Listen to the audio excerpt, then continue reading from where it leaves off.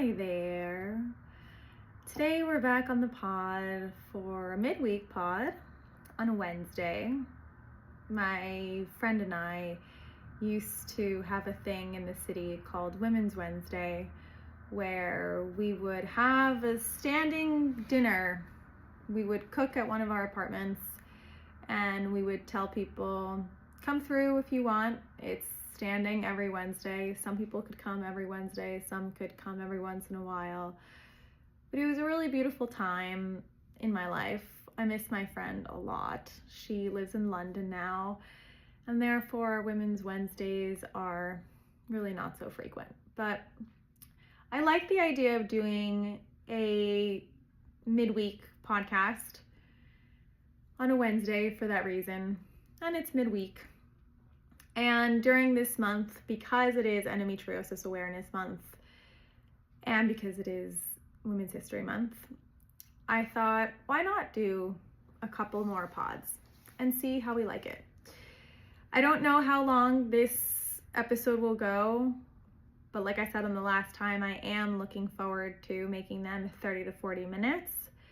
But this month will definitely be the experimentation station, to use that over again from my recalibration station. What is that called? Alliteration. Look at that. Alliteration station. I promise I didn't make that up, and I know that's not that wild. Okay, well, I digress, as you might be used to me by now. So this podcast episode, I want to start telling the story of my own experience with endometriosis. It certainly will not cover the whole thing, but I'll start with the beginnings, from how I first experienced it up into the point of my first surgery, or how I knew that I really had to do something about it. I will do a separate episode on surgeries, so those will be coming. But a lot of people have been asking me, how did you first know? And the truth is that I didn't know that I had endometriosis for sure until I was 26. But I had my first period when I was 12, and I experienced some really difficult times pretty early on. So I will just explain a little bit as to how I felt things, and we'll take it from there. I still have a little bit of a silver lining at the end, and shout out to some women, of course, and we'll finish up with hopefully a little silver lining from my tea bag, which I promise I have not looked at what the message is, but I did make it right before the pod. All right, so here we go. This episode will be covering my experience up until my first surgery 9 years ago. That actually was the first surgery. So here we go. My main presenting symptom that overwhelmed me the most in my 23-year journey with endometriosis is pain. It is excruciating, debilitating pain. There are so many flavors of this pain as well. I got really good at knowing which one was which, where is the pain, and maybe why. For instance, I can tell the difference between ovulation pain versus period pain. Ovulation pain is deep in my leg creases, and it feels like it's even more internal, and it wraps around my hips differently. I can feel regular period cramping pain. I'll talk about that in a minute. There is stomach pain versus cramp pain. So stomach pain, you're feeling really tight. You're feeling like when you're even going to the bathroom, you're experiencing your cramping pain and stomach pain at the same time, because you're maybe super constipated or the opposite of constipated. There's a lot going on there. Cyst rupture pain versus regular pain, that is a trip. Bloating, distension pain, endo belly pain, that has distinct coloring as well. And then there's the what the fuck is actually going on pain. That one I would say is the worst because you don't know. And that unknown has always been the hardest for me to accept in the moment. And it's really provoking when you've gotten accustomed to the different levels of pain. It doesn't make it any better, but somehow when you're hit with a new level of pain or a new sensation, it adds another layer of terror. So I don't want this episode to be me complaining, because I don't really think I am complaining. I'm sharing my experience, and it just so happens that the experience was hard. And I know that I'm not the only one. And there's pain, but it's pain among so much else. There's so much from mental exhaustion and mind effery. I cursed a lot on the last podcast, and I don't know if I should do that. It feels very authentic to me, but who knows if my audience appreciates it. I used to have a boyfriend who would tell me that I had a sailor's mouth, and he would always say, "Pete, stop cursing." And I don't know that I can do that, but I will try. So there's so much else that goes on. There's mental turmoil. There's so much fatigue and nausea. So these were the things that really, I would say, plagued me for a very long time. And I'm not saying that they don't still plague me. I can just confidently say, just as a spoiler alert, that I am today, while I am not symptom free, my life and my quality of life is objectively so much better today post I've had many surgeries, but since my last surgery, I feel so much better. Even though I have a long way to go, life is better. So that's a happy ending right off the top. Okay, so my next part here, this part makes me think of if anyone is a Friends fan, where everyone is supposed to go see a play, and for some reason all of them can't show up, but Chandler is alone at what I think is the Vagina Monologues, or a play that's similar. And he goes home to tell them that it's such an amazing play, and then you show up and it's this solo show, and she's like, "Chapter 1, my first period." And that's how I feel like I'm about to start. So here I go, Chapter 1, my first period. It's funny because I remember exactly what I was wearing that day. It was a late spring day. It's right before school let out. I was in 7th grade. I was 12 years old. And I think it's funny also how the brain remembers these little elements as to what we were wearing. But I remember it because I was wearing a white linen skirt with roses on it. And I was wearing a white top. And I went to the bathroom, and my stomach was feeling strange, and I didn't really know what that was about, but it wasn't so shocking. And I went to the bathroom, and I honestly thought that somehow I had gone to the bathroom in my pants, in my underwear, because when I went to the bathroom, I just saw brown. My whole situation down there was just brown. And I was like, what the hell just happened? Like, what? And it was brown, but as I wiped at it, I saw that there was actually more of a reddish undertone. And it never occurred to me that I would get my period so soon. I mean, I was 12 and I knew that this was likely to happen, but everyone else around me had developed or maybe not everyone around me, but there were people certainly who were beginning to develop boobs and things like that, and they were more physically looking like they were going through puberty. I was still really, really tiny and exhibited no boobs. So I didn't think that that was in the cards for me that day, but it absolutely was. And I got so nervous that it was on my white skirt. So I wore a sweatshirt around myself for the whole day. And that night I told my mom, but I was actually so embarrassed. I just didn't know what was really wrong with me. Turns out nothing was wrong with me. People get periods.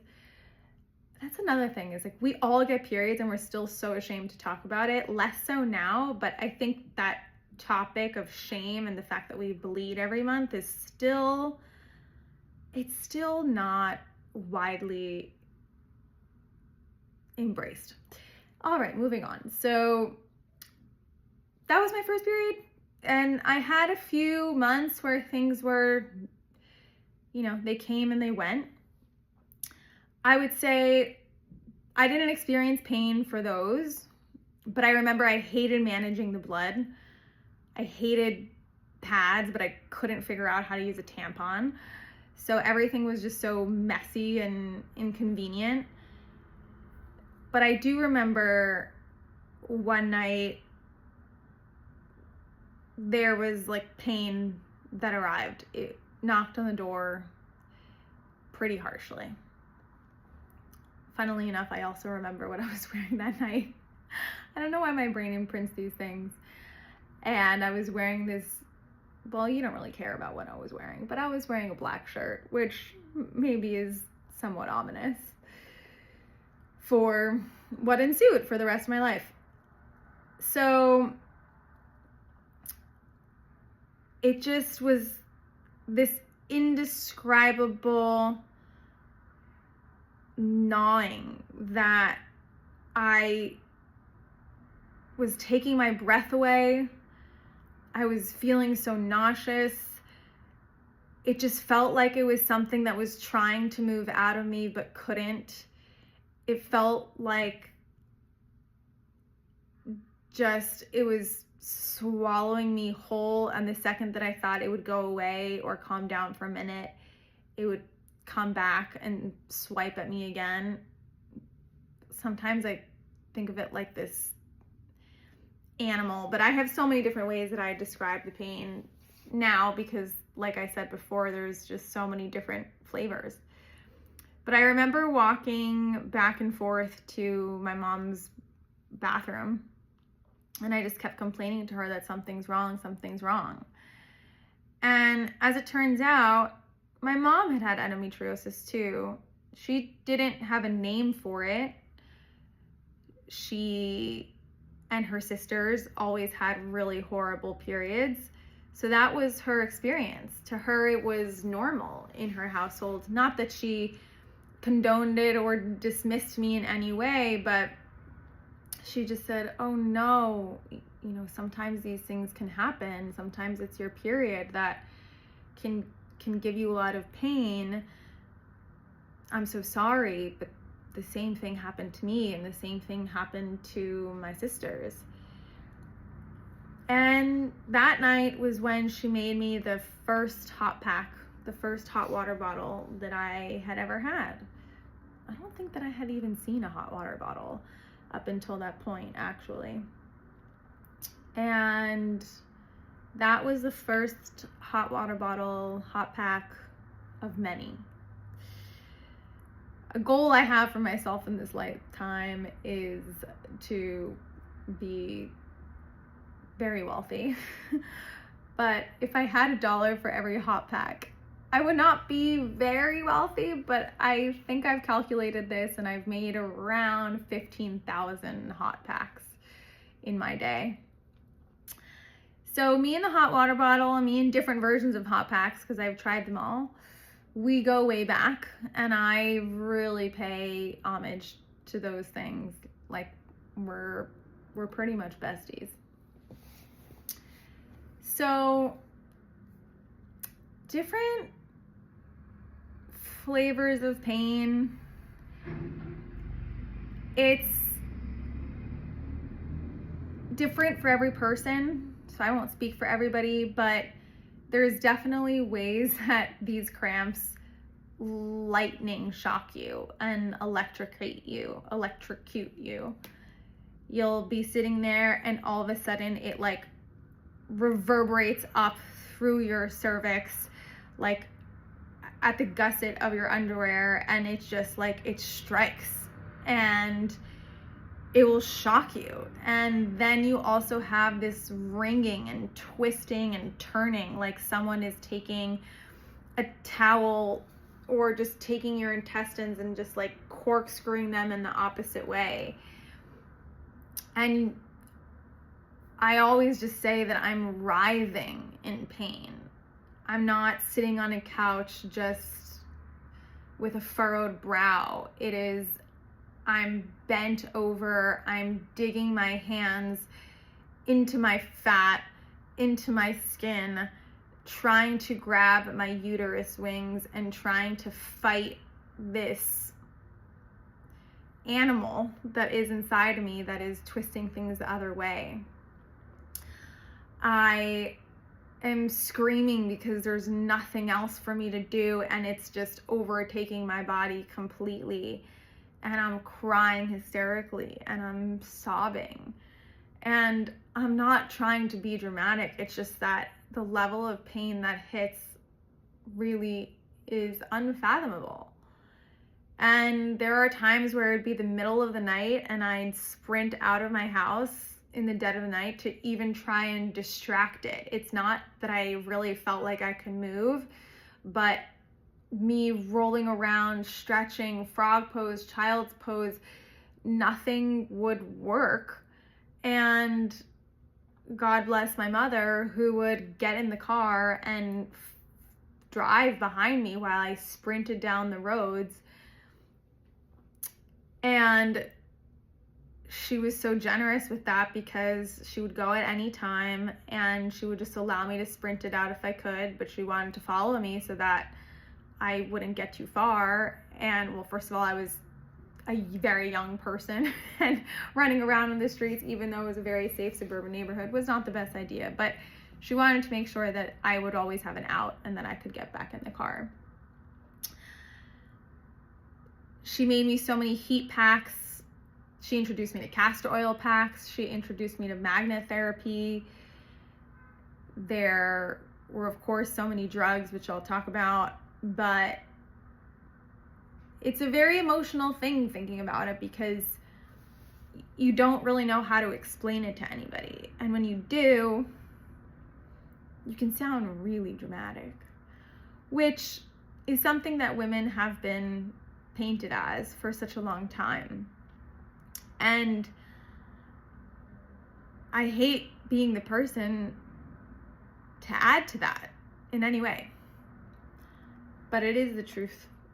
And it's hard. It's hard.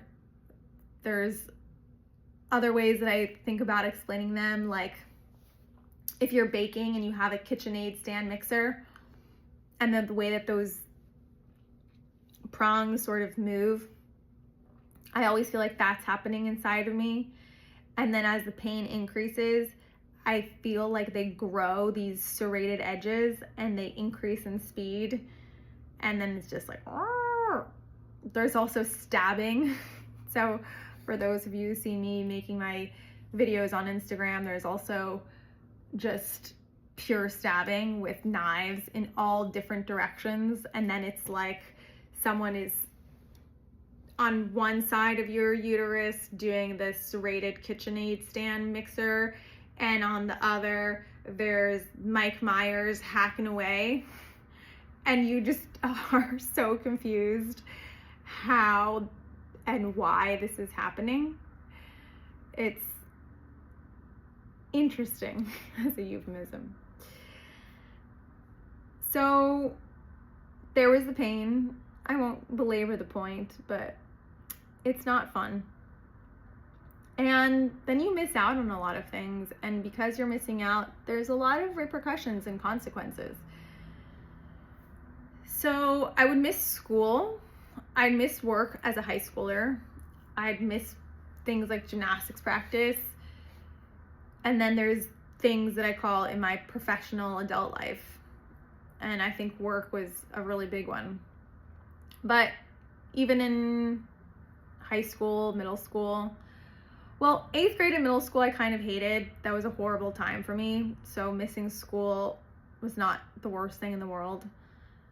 But when you are in a lot of pain, often, for the first time in my life was the first time I experienced feeling a little lost in a math class. And for a little bit there, I felt like my brain wasn't with me.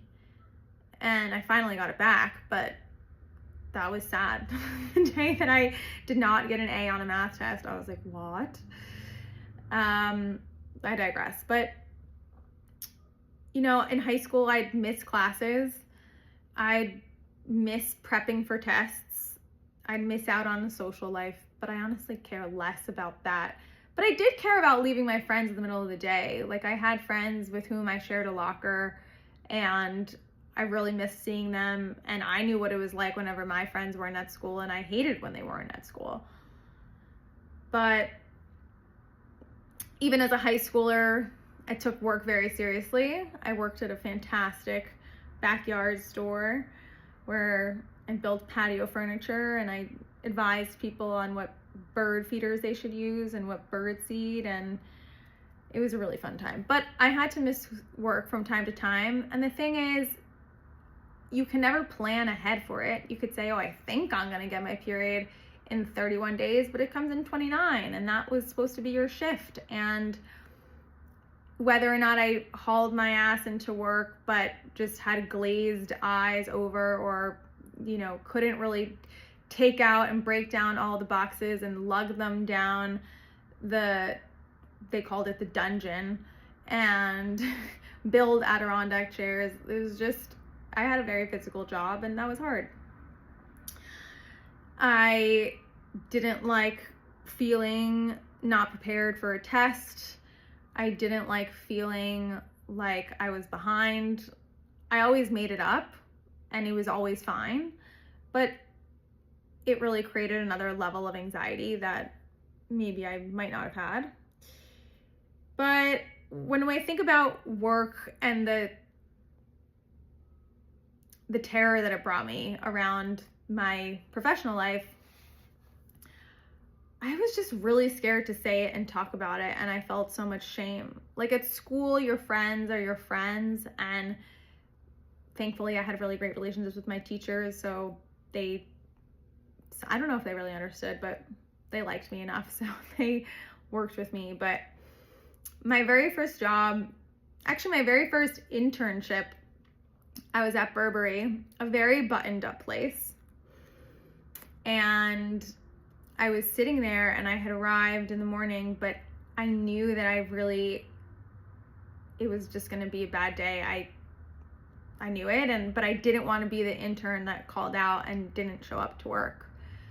So I'm there, and I'm trying to do the best that I can, and tears are just sort of streaming down my face, and I'm trying to not let them. So I'm just trying to wipe them away, make no noise. But the thing about pain is sometimes it will shock you, like I mentioned, and you think that you're settling in at a murmur, and then you'll just get hit with an attack. And I might have whimpered, I might have let out something, and I think someone saw me and knew that something was wrong. And I'll never forget this, because they pulled me into the head buyer or something, and they were like, she's really not feeling well, can we do something? And he called me a limousine. And that drove me home back to New Jersey. And I don't remember his last name, but his name was Dave. And Dave, I'm actually just remembering that now, and thank you so much. But at the time, I didn't have a medical term for what was wrong with me. I felt so stupid just saying, oh, I have bad period cramps. I felt so weird even saying period cramps. No one talked about that. Now people talk about it so much more. Thankfully, we have so many women who have laid the groundwork for us over decades for us to be able to have these kind of conversations. Like, if I look at that, I'm so lucky that so many people laid down their lives before us. But even then, I'm 35 now. I was 19 then, 18. It didn't feel natural to say, hey, this is what's up. Maybe people today have a much easier time saying that. Then I was at Valentino, and that was a very small team. And while I loved my team, I didn't really know how to describe it. And while I had the most amazing female boss, I still felt embarrassed telling her, because I know that not everybody experiences this level of pain, and I didn't really have any words to communicate why mine was different. And there's a lot of shame in saying I have bad period pain, because you feel a bit like a coward, you feel like a bit of a drama queen, and it's just hard to explain when you don't have a medical word for it and when it's pretty invisible. And there are times when I'm feeling so bad that I over-index on my appearance, and that I will put on way more makeup. I will do my hair way more. I have a whole hack for endo belly that when I actually have extreme bloating, I actually can't wear pants because they're so uncomfortable, that I wear more dresses and I wear more skirts. And in that regard, I look more put together, even though I'm feeling horrible. But that was that. I just somehow had to suck it up. But it's really difficult when you're going through work and at that point, I was 21, 22. And in a way, asking to work from home was not the norm then either. And by the way, working from home back then is not really helpful either. So much of what we needed to do was in the office. The VPN wouldn't work from my house. I needed my second and third monitor. I needed my folders. I needed to be able to pull the samples that were in the showroom. There was so much working in fashion that was very tactical. And having to ask people to send out samples is not amazing when you're not there, because then you're just asking people to do your work for you. So there's that. I one time had an interview with Bergdorf Goodman, and first of all, one should never really reschedule interviews, but I especially was not going to reschedule an interview with Bergdorf's. It was a buying interview. And I remember that day I was feeling horrible. None of my pants were fitting me. And I had this black poplin theory dress with a belt. But it was the only thing that was fitting me that day. But the pain was so bad. And so I stuck a disposable heating pad on me and tried to stick it in my underwear in the front and the back so that I could have some relief while I traveled to the office and was there to quell any pain so that hopefully I could get through this interview. And I'm walking in their offices and I'm walking out, and as they're walking me out, my heat pack falls out on the floor, and they're like, oh, I think something just fell out. And it literally looks like a pad is falling out. And that's just so embarrassing. Did I get that job? I think we can all safely say, no, you didn't get that job, because why would they want someone who's walking around with pads falling out of them? I'm sure that wasn't the only reason I didn't get the job, but I don't even remember that interview half the time. I think they were asking me some things, and I don't remember if I was able to really be coherent on that time.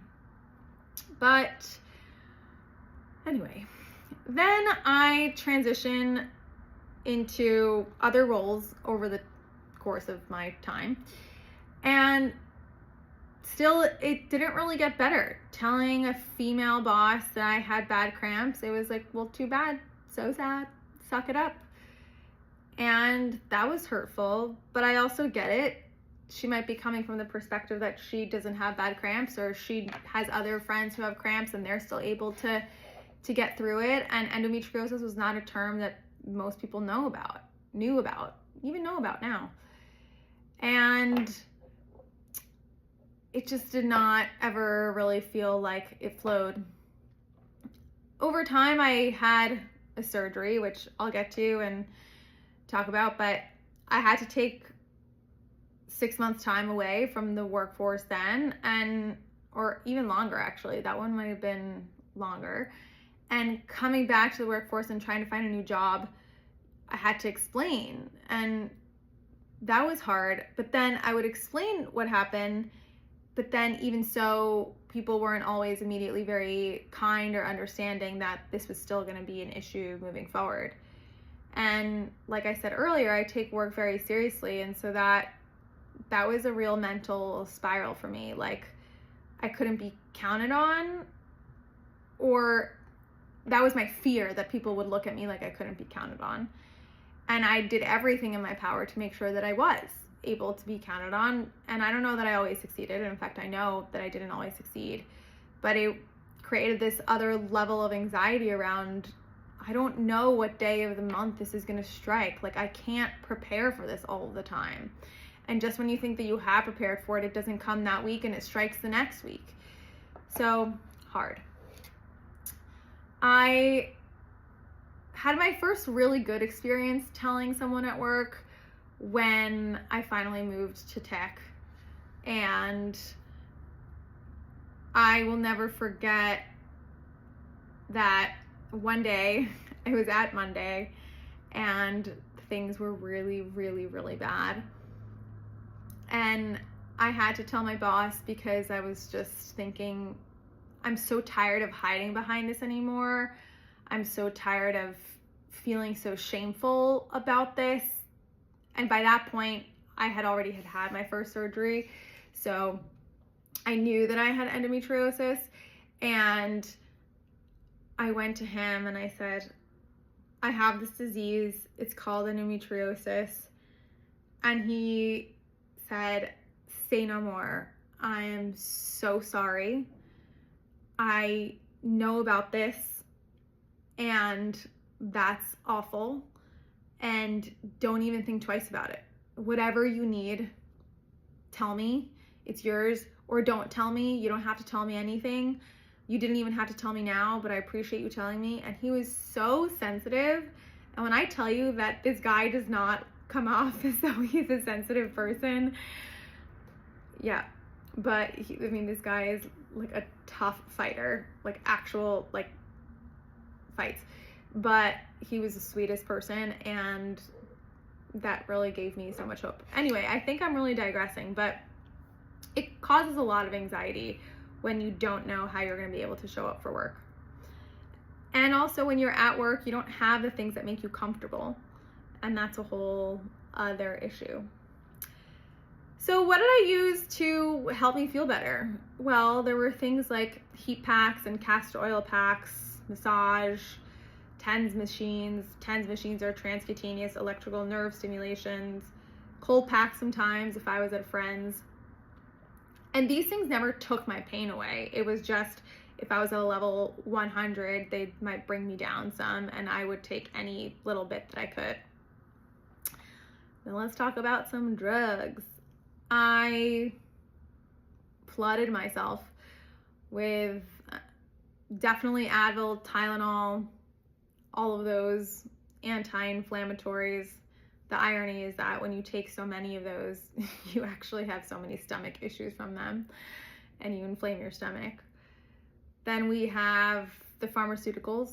So dumping Flexeril down my throat, Oxy, Percocet. And did those things work? No. I would do them because they would take the edge off, but the pain still very much pierced through. And when you take enough of those over a couple of days, there are times when then you do just pass out and you're just in a deep, deep, deep coma and sleep. And that is when I needed my heat packs around to create this level of cocoon. And then you're coming out like a bear from hibernation. Like, what in the world just happened to me over the course of 3 days, 4 days? And I'd be out of school for that long period of time. And in college, I remember when those drugs didn't really pierce the pain, I wouldn't drink with Oxy or Percocet, but I would drink under Flexeril, and I would take shots of tequila and Flexeril, and not because I felt like that was responsible or that I was trying to party and mix. I was just actually trying to drug myself or drink myself to the point where I would be able to pass out and not feel any pain. Felt like much of an Andre the Giant moment, where when you read about what he went through, he would do on a much larger scale, but he was in so much pain and tried so many different things. So telling your doctors on a scale of 1 to 10, the doctors ask you to say, on a scale of 1 to 10, how much are you in pain? And I would always say 100. And some would laugh, or some would say some snarky comment back, like, that's not a real answer. And what I was trying to say is, no, but you're saying that 10 is the worst pain imaginable. I just experienced the worst pain imaginable last week. This week, I'm having a whole new other pain. Or last month, I thought it was the worst pain imaginable. And then I got a what the fuck is that pain, or a cyst rupture pain that I didn't even think could top that pain from before. But lo and behold, it did. And then they paint you as dramatic. And I'm really not trying to have so many negative things to say about doctors, because like I said in the last episode, I really care about patient-doctor diplomacy. And I still think we're all learning about this together, but I was never actually trying to be dramatic. And I know when I'm being dramatic, and I'm happy to own up to that. But even things like if I'm having a cyst rupture and I said, I really thought I was going to die, someone laughing at you and being like, oh, haha, you're so dramatic. I'm like, no, you don't understand. Like, I did not know what was happening internally. I thought I must have been bleeding immensely inside for that to cause that much pain. And I fainted and I passed out and I was in sweats, and I had, sweating as in, not sweats as in the clothes, just like sweating profusely and ringing in my ears and falling down on the floor. That's why I thought I was going to die, because this has never happened to me before. And yeah, there's that. I have a note in here that I wanted to ask anybody, because when I think about some of these things, it's not to say that female doctors are perfect at all, but some are, and sometimes, and I have amazing male doctors in my care team, but I'm confused why men are gynecologists. And that is just my own personal question, and I would love it if anyone could shed any light on why a man would ever become a gynecologist. To me, it's pretty gross, but please, someone enlighten me, and how in the world do you feel comfortable going to them? Anyway, moving on to other things that were very uncomfortable. So, vomiting in the bathroom, and so much nausea all of the time, pulling out the bloodiest tampon in an hour or 2 hours, even if it's a super ultra. For those of you who don't know, if there's anything beyond a regular tampon, there are many levels above those. And seeing these blood clots come out like aliens almost out of you, I'd be like, what in the world is growing in there? It's a very specific smell, the smell of blood. Not wanting to throw away tampons in the garbage because they're too bloody, but my mom told me that I had to do that because the plumbing in our house was way too old. So that whole feeling of holding your blood in your hands and wrapping this thing up in so much toilet paper because it's so ridiculously bloody, I think that just contributed to this mental, like, what the hell is happening? And I think I mentioned this already, but the nausea.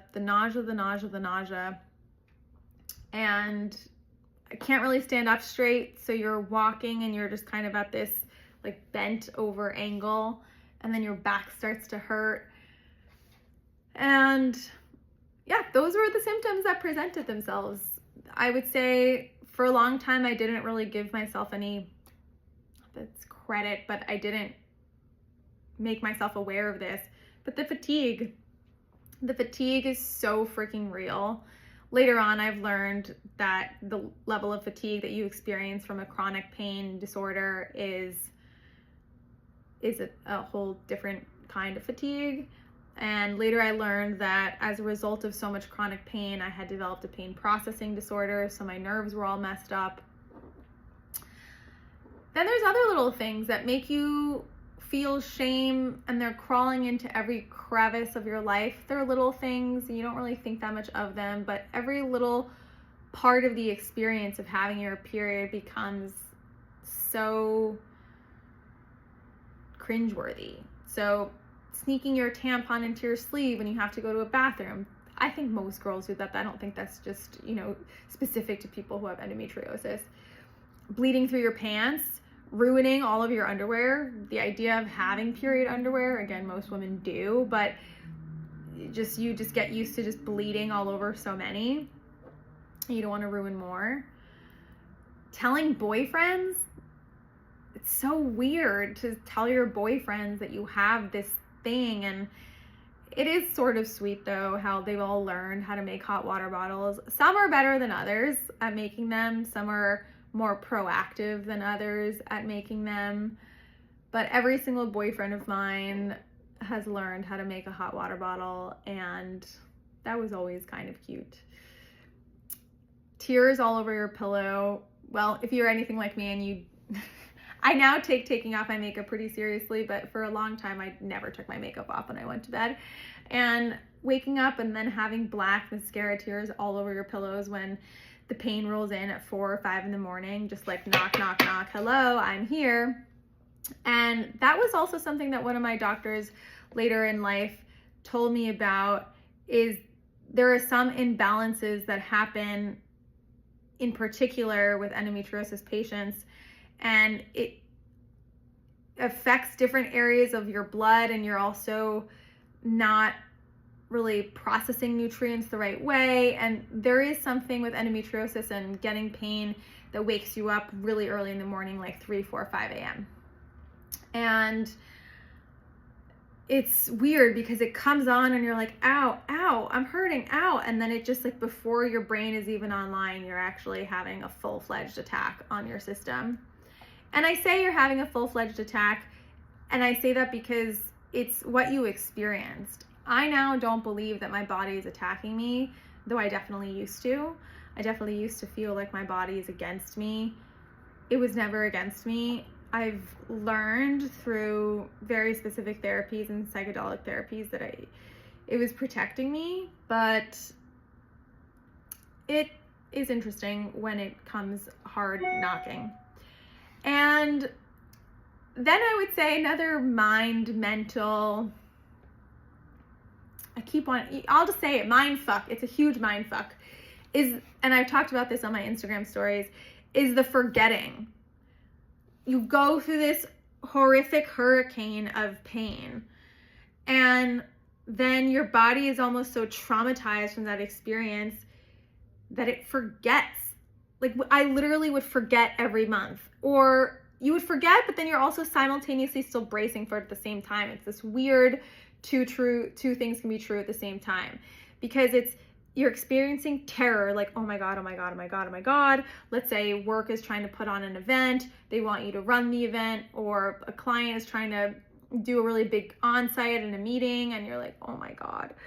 But it's the terror, and you're thinking to yourself, how will I make it through? How will I make it through? But then when it actually arrives, you're like, no, oh my God, but how could this be here? I thought that I was somehow rid of this and cured of this, and you're not. Then there's that week that it's happening, and then it takes you like a week to get over it in a way, and then you're like, okay, whew, I can finally breathe. And then you're going through your next cycle of ovulation pain, and then it's a very specific cycle. There's really painful sex.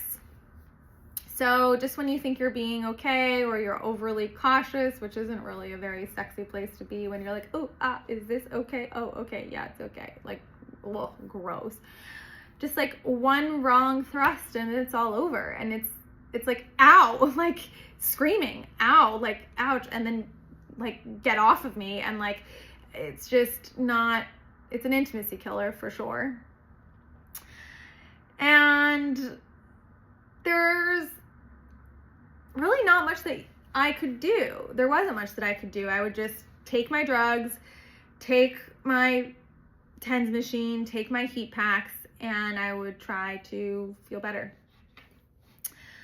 There is so much shame around it. Like I talked about, feeling like you can't talk about this period pain for fear of how you'll be labeled, whether it's to men or whether you're speaking to female bosses or female coworkers and they're like, well, I don't have bad periods, or so-and-so does. But then there's also in relating to your friends who are so there for you and so supportive.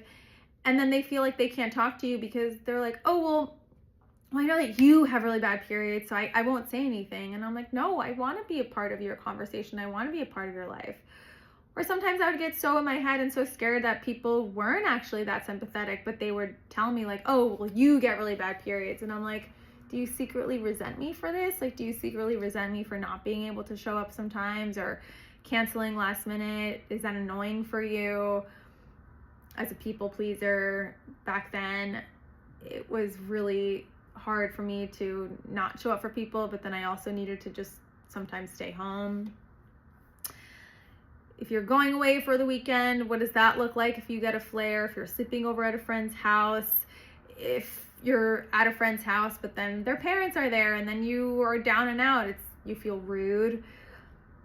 And it's just, like I said, it's so awkward when things hit you very audibly. If you're trying to really like suppress it and repress it and shove it down and not make it seem like you're in the worst pain of your life, it will make itself known when it just like stabs you, and then you're like, so yeah. And the elements around getting all of your tests done, the ultrasounds, having all this poking and prodding, they all just kind of add on to this layer of just like, blech, what is going on? So we're coming up on 48 minutes. This is another long episode, so I won't really say too much about my ablation surgery, but how things began to really increase, or is that the right word? They began to really get worse and worse and worse. So I used to get pain just during my period, and then I would get pain 2 days before, then 3 days before, then 5 days before. But it really escalated to the point where I was really experiencing as though I was having my period for 2 weeks out of the month. And that was far too long to have that level of pain. So that was when I went to see various doctors. I'll save that for another episode as to, I saw different doctors, they had different opinions. I wound up going with one that I really wish I had not. But we came to the conclusion that I needed to have surgery, and they needed to conclusively see what was happening inside. By that point, they had hypotheses that I had endometriosis, but people were still telling me that I had IBS. I had family members even telling me that it was just stress, which is actually not to discredit that. Now that I've gone through so much therapy and even psychedelic therapy, I realize, oh boy, yes, I was under stress, but it was not the stress that they thought I was under. And that was how I knew that we needed to go in. And I went in and had ablation surgery, which is when they burn things and they don't actually take anything out, but that is when they confirm that you have it. And the short of it was, in that surgery that day when I was 26, they discovered that I had stage 4. And when I got out, they said, holy shit. Actually, they said that. Holy shit. Now it makes sense that you were in so much pain. It was everywhere. We found it everywhere. Throughout your whole abdominal cavity. And I remember driving home. I could barely get home. Every bump in the road was so excruciatingly painful and wincing. I honestly did not know how I was going to get home because my mom kept having to pull over every 2 seconds. And so I'll go into more of what that was, but that kicked off another journey in my, it's like second part of the journey of endometriosis. So those are my symptoms that presented, and that's my story. There's so much more to it, but I think that paints somewhat of a picture. But okay, that was pretty heavy. Blah. Let's talk about something light. So there are trees outside my window, which, first of all, if I live in New York City, I should, I do consider myself lucky. I very much do. There's trees outside my window. How lucky am I? But for a long time, so shortly after I moved into this apartment, which was around 4 years ago now, some people were having a party downstairs, and there were balloons, helium balloons, that they let go of, probably by accident, of course, and 3 balloons got stuck in the tree. And for 4 years, those balloons were on those branches. They were wrapped around with their ribbon. They got annihilated by the weather over time, and then they were just figments of themselves, but there were these silver balloons, and every time I would see the tree, I would just feel so suffocated, like, oh, that's so not what you deserve, tree. And it made me so sad to see this garbage wrapped around this tree. I don't know how to explain it, but I really did feel like I could feel that from the tree. And they stayed through the seasons, through the buds, through the summer leaves, through the fall leaves, through the snow, and then over and over and over. And every year I would think, oh my God, did they finally blow away? But it was just, no, the leaves were just covering it. And it just made me so sad. But I spoke on my first podcast episode now about the wind. And there's always so much wind that blows through these wind tunnels here in Manhattan. And the balloons always persisted. But in this latest Ides of March wind, the trees are saved. They're saved. The balloons aren't there anymore. For years, I thought about calling the fire department and saying my cat is stuck up there and that they would come and just clip them down. And I just had no idea how to get them off. And I was always thinking, like, save the tree, save the tree. And the balloons are gone. And I thought to myself, the trees withstood so many storms. And for a long time, the balloons were on there, and it was like, oh, okay, I guess they're part of the tree. But they were not part of the tree, just because they were stuck there for a long time.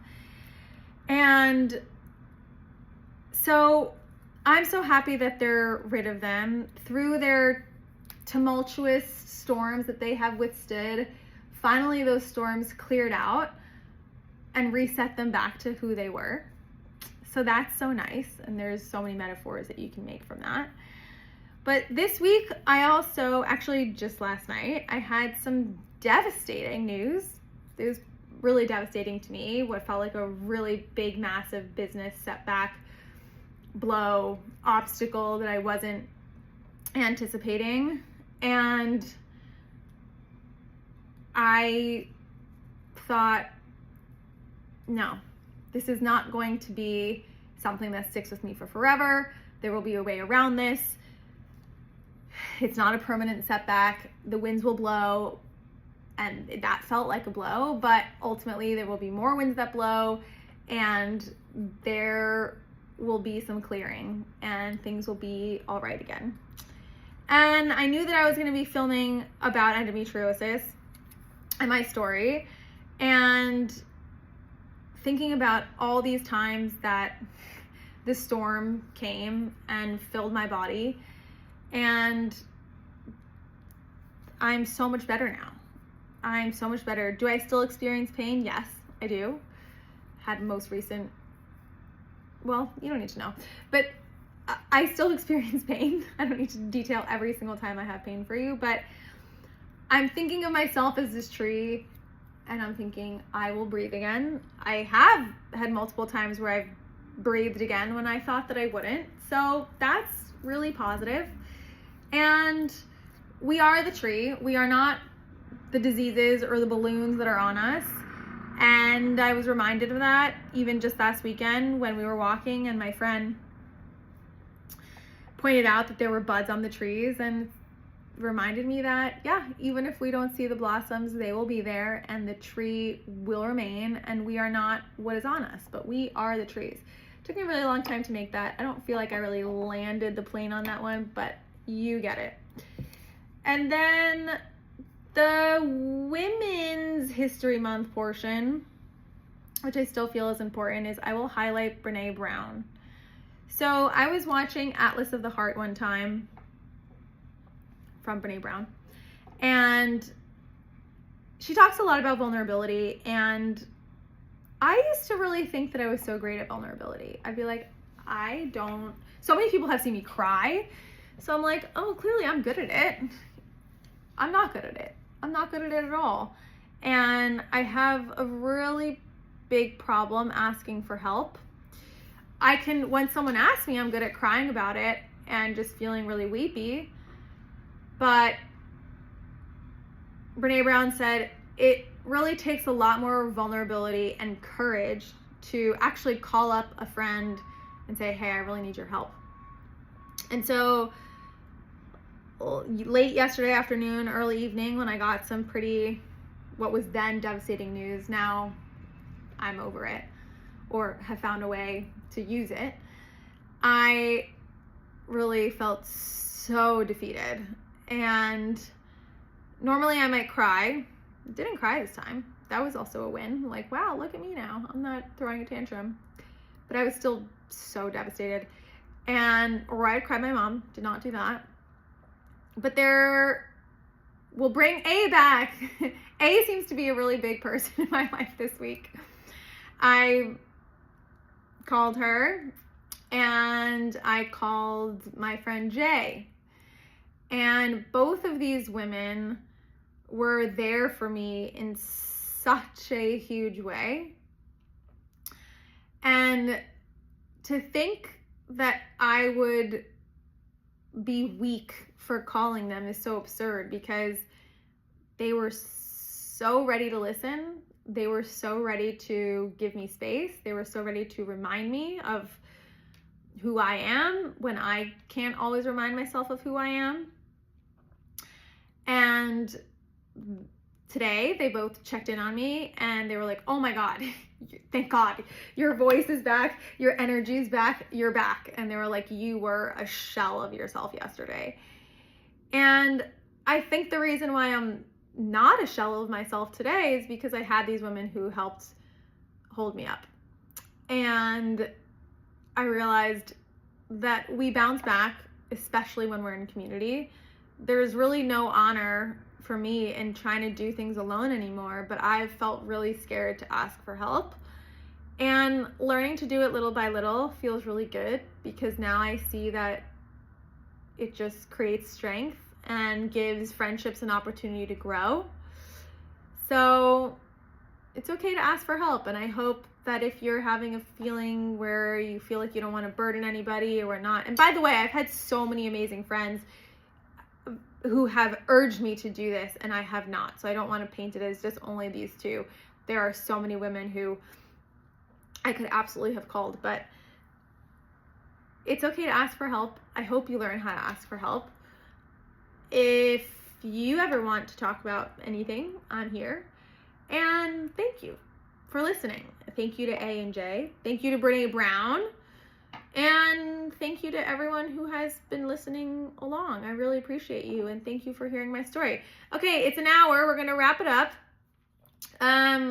Still haven't found the affirmation cards. I'll stop talking about them. But we'll end with Yogi Tea, and I swear I have not looked at this message. So let's see what it says. Let's see if it all correlates to what we were talking about. Okay. Without gratitude, there is no prosperity. Well, there you go. So, without gratitude, there's no prosperity. Without leaning on each other and having that moment where we can be so grateful to have people in our lives, we don't get to that point of exaltation and prosperity. So, thank you, Yogi Tea. And thank you to all my listeners. I appreciate you. I love you. And I will see you on Saturday. I'll be doing another pod where I'll talk about one of my surgeries. Thanks. Bye.